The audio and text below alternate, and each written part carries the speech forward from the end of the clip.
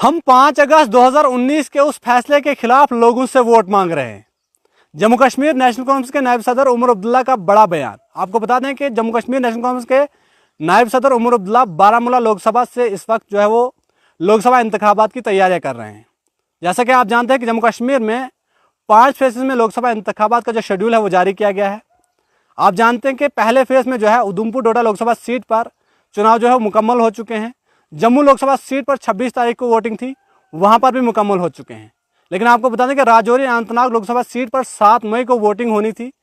लेकिन जम्मू कश्मीर की कुछ पॉलिटिकल पार्टियों ने इलेक्शन कमीशन ऑफ इंडिया से ये डिमांड की कि मौसम खराब रहता है, सड़क की खस्ता हालत रहती है, इसलिए जो है राजौरी अनंतनाग लोकसभा सीट पर इलेक्शन को जो है वो रिशेड्यूल किया जाए। और आप जानते हैं दोबारा से जो है 26 मई को जो है वो राजौरी अनंतनाग लोकसभा सीट पर जो है वो इलेक्शन दोबारा से मुकर्रर किए गए हैं, जिस पर जम्मू कश्मीर नेशनल कॉन्फ्रेंस, अगर हम बात करें पीडीपी, इन तमाम पार्टियों ने जो है काफ़ी ज़्यादा नाराज़गी जताई। उन्होंने कहा कि जम्मू कश्मीर में बीजेपी जितना मर्जी डेट को जो है वो चेंज कर ले, उसके बावजूद भी यहाँ से उन्हें कुछ मिलने वाला नहीं है। उमर अब्दुल्ला ने कहा कि जम्मू कश्मीर में हम लोगों से 5 अगस्त 2019 के उस फैसले से के खिलाफ जो है वो वोट मांग रहे हैं। लोगों में काफ़ी नाराज़गी है और लोग जो है 5 अगस्त 2019 के उस फैसले को अभी तक भूले नहीं हैं। उमर अब्दुल्ला ने कहा कि हम इस लड़ाई में अकेले नहीं हैं, इसमें हमारे साथ और भी बहुत ज़्यादा साथी जो है वो जुड़ रहे हैं। उमर अब्दुल्ला ने यह भी कहा कि बीजेपी को जो है सिर्फ धर्म की राजनीति करना आती है। बीजेपी धर्म के नाम पर लोगों को जो है सिर्फ बांट रही है। उन्हें जो है यहाँ पर सियासत डेवलपमेंट के नाम पर जो है वो नहीं करना आती।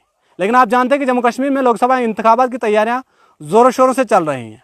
उमर अब्दुल्ला ने यह भी कहा कि हम इंडिया अलायंस के साथ मिलकर ये लड़ाई लड़ रहे हैं और जम्मू कश्मीर में 5 लोकसभा सीटों के साथ साथ लद्दाख की लोकसभा सीट भी जो है वो इंडिया अलायंस जो है वो जीतने में कामयाब होगी।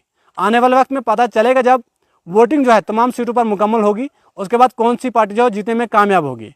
फिलहाल अगर हम बात करें 2 लोकसभा सीटों की, जम्मू लोकसभा सीट की और राजौरी डोडा कोटा उधमपुर लोकसभा सीट की, इन पर जो है वो वोटिंग हो चुकी है और अब अगली वोटिंग जो है वो श्रीनगर लोकसभा सीट पर होनी है और उसके बाद बारामूला लोकसभा सीट पर, आखिर में जो है राजौरी अनंतनाग लोकसभा सीट पर जो है वोटिंग होनी है। बहरहाल रिशेड्यूल किया गया है उस डेट को और अब 26 तारीख को जो है राजौरी अनंतनाग लोकसभा सीट पर जो है वोटिंग होनी है।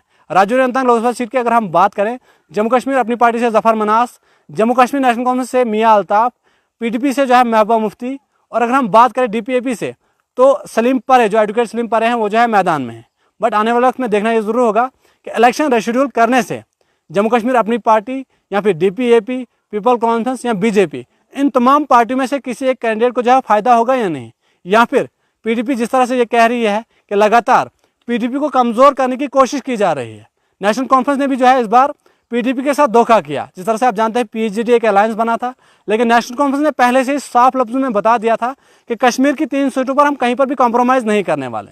उमर अब्दुल्ला ने यह बयान भी दिया था कि वादी कश्मीर में पीडीपी का कोई वजूद नहीं है।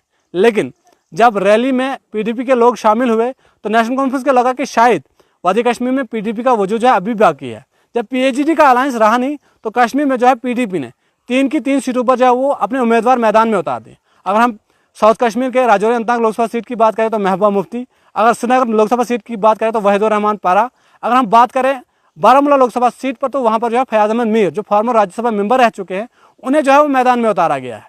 जम्मू कश्मीर में सियासी तंजीमें जो है लगातार एक दूसरे को तनकीद का निशाना बना रही हैं। पीसी की बात करें या फिर अपनी पार्टी की बात करें।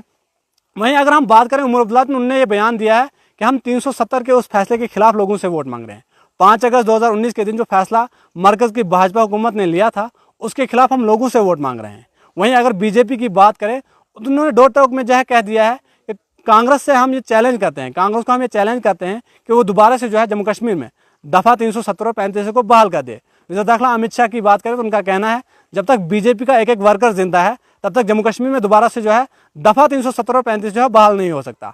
आने वाले वक्त में देखना ये जरूर होगा, जब 3 लोकसभा सीटों पर और जो है वोटिंग कंप्लीट होगी तो 4 जून को जब नताइज मंजर आम पर आएंगे तो पता चलेगा जम्मू कश्मीर में किस पार्टी की मेहनत जो है वो रंग लाई है, या फिर जिस तरह से इलेक्शन को रिशेड्यूल किया गया है उसके बाद जो है वो तमाम बीजेपी की ABC टीमें जो है उस लोकसभा सीट पर जीतने में कामयाब होते हैं या नहीं।